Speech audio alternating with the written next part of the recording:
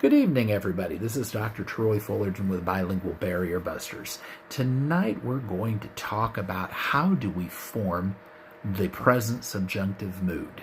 Now, if we're having to learn Spanish as an English-speaking person, or really any of the Romance languages, we're going to have to grapple at some point with how do we make the subjunctive mood. When do we use it? What are the triggers for it?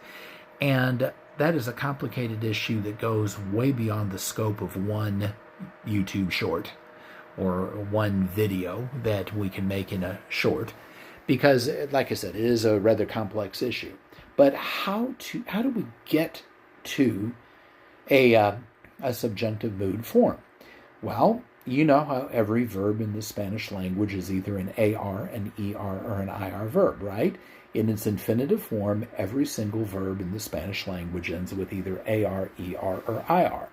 Now, when we learn to conjugate verbs, we learn significant endings. For AR verbs, we learn o, as, a, amos, an. So nearly every verb in the language is going to have an O on the end if it's the yo form, I'm doing it.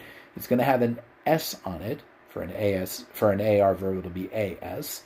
If we're using the tu form, it's going to have mos on it. If we're doing it, it's going to have an N on it if they or y'all are doing it.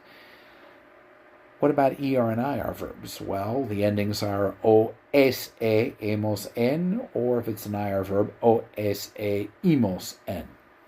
All right, so if we know what infinitives are and we know what those endings are, this is what we do to come up with the present subjunctive form.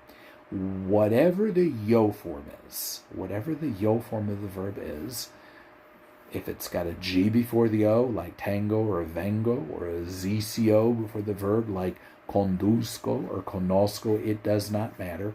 If it is an AR verb, we're going to use ER endings.